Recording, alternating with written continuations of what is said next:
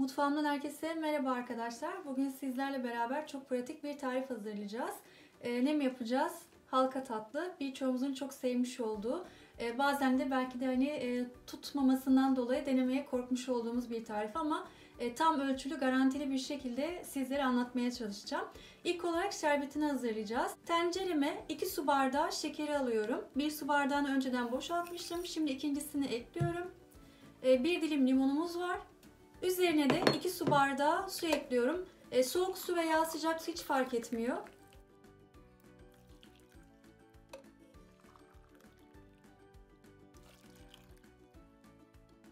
Evet, şimdi çırpma teliyle öncelikle kaynayana kadar karıştıracağız ki şekerlenmesin. Koyu bir kıvam alana kadar ocakta pişireceğim.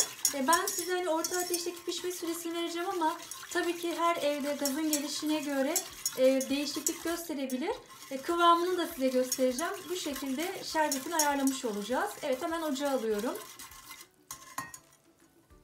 Evet, şimdi şerbetimiz ocakta kaynamaya başladı. Biz bu arada şimdi hamurunu hazırlayacağız. Hamuru için böyle çok kabarık malzemelere gerek yok arkadaşlar. Sadece 2 su bardağı irmik, yarım su bardağı unumuz var ve 1 çay kaşığı kadar da maya kullanacağız. Evet, ilk olarak şimdi irmiği karıştırma kabımıza alıyoruz. Üzerine unu da döküyoruz. Öncelikle kaşıkla güzelce karıştıracağız.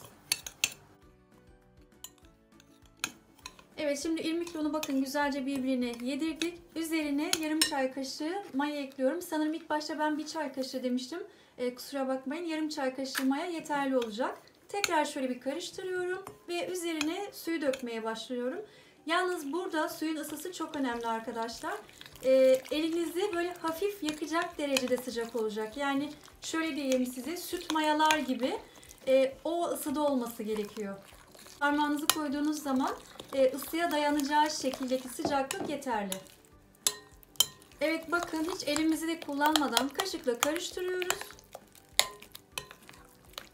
Eğer su ısısını doğru ayarlamazsanız arkadaşlar maalesef tatlılarımız kızartma esnasında kabarmayacak. Böyle kuru bir tatlı haline gelmiş olacak.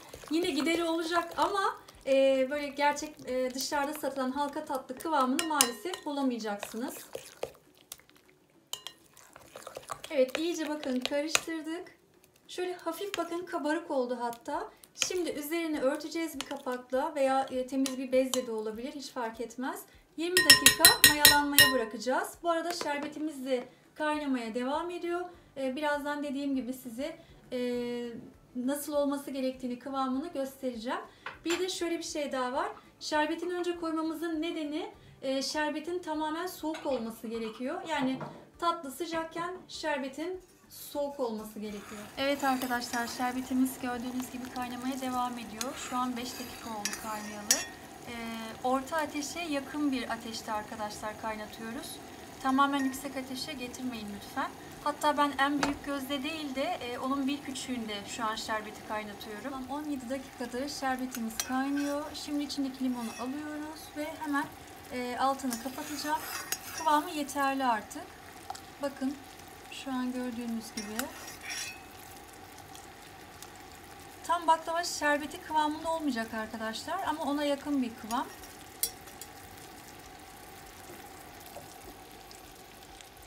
Evet, şimdi ocaktan alacağız ve soğumaya bırakacağız. 20 dakika oldu. Hamurumuz iyice dinlendi. Kıvamını görüyorsunuz. İyice kabardı bu bekleme esnasında. Şimdi elimde bakın böyle bir duy var. Hemen size göstermek istiyorum. Kullanacağınız duy eğer biraz daha böyle büyük olursa ona göre tatlınız daha iri olacaktır. Küçük kullanırsanız böyle küçük tatlarınız olmuş olacaktır. Poşetin içerisine yerleştirdik. Daha sonra şimdi bu hamuru içerisine bakın dolduruyoruz.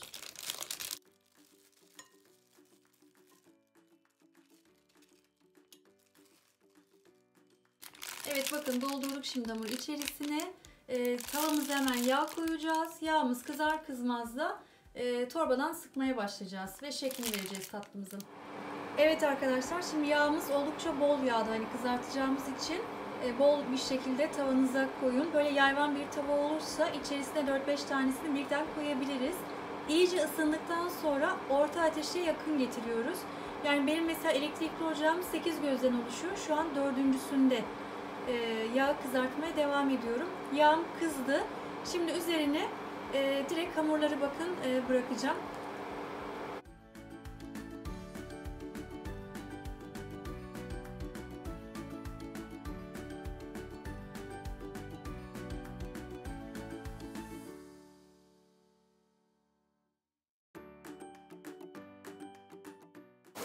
Şu son yapmış olduğum 2 tane biraz küçük yaptığım için onlar şekilsiz oldu.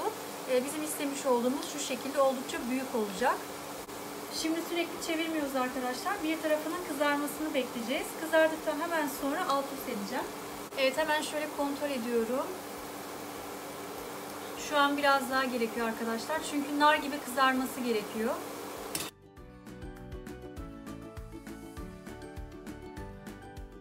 Evet, şimdi ters çeviriyoruz. Çünkü gördüğünüz gibi alt yüzeyi kızardı.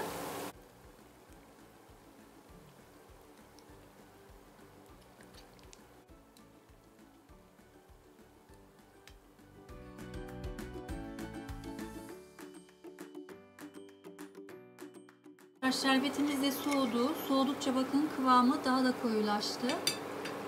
Yani 15-17 dakika emin olun şerbet için yeterli. Ama dediğim gibi her evde hani gazın gelen ısısı biraz daha farklı olduğu için kontrol edersiniz. Şimdi halka tatlılarımız da bakın istemiş olduğumuz koyuluğa geldi. Alır almaz direkt soğuk şerbetin içerisine bırakıyoruz.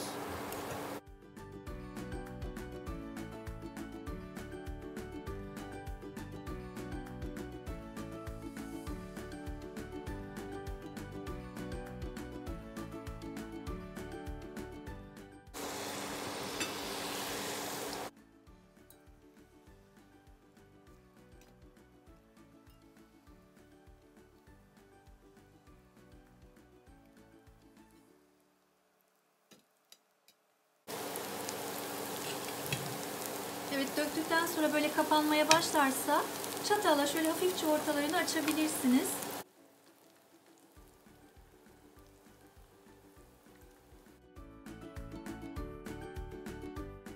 Şöyle şerbeti koyduktan sonra hani ilk yüzü bir 10 saniye kadar dursun. Sonra çevirin. İkinci yüzü de şöyle bir 10 saniye kadar durduktan sonra hemen servis tabağına aktaralım.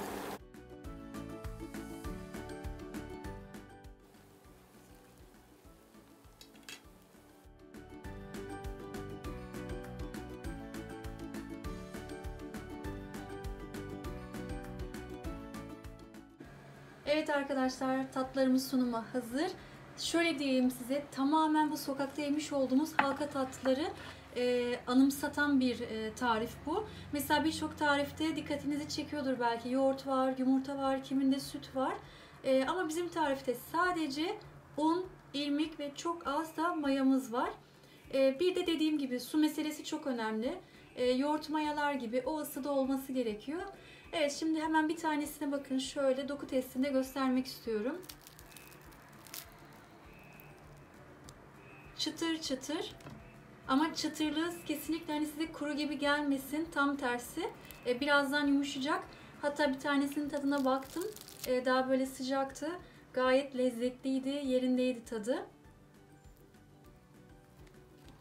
Görebiliyor musunuz bilmiyorum ama içi de çok güzel bir şekilde pişti. Hiçbir tarafı hamur kalmadı. İçiniz müşteri olsun bu konuda. Biz bu tarifi çok sevdik ve bu ilk defa şu an denemiş olduğumuz bir tarif değil. Daha önce de bu tarifi defalarca yaptık ve yiyen herkesi çok memnun kaldı. Bu nedenle de sizinle paylaşmak istedim. Şimdiden deneyecek olan arkadaşlara kolay gelsin, afiyet olsun diyorum. Eğer varsa yapmamı istediğiniz bir tarif yorum kısmına yazarsanız en kısa zamanda yapıp paylaşmaktan mutluluk duyarım. Bir diğer videomda görüşmek üzere. Hoşça kalın, sevgiyle kalın.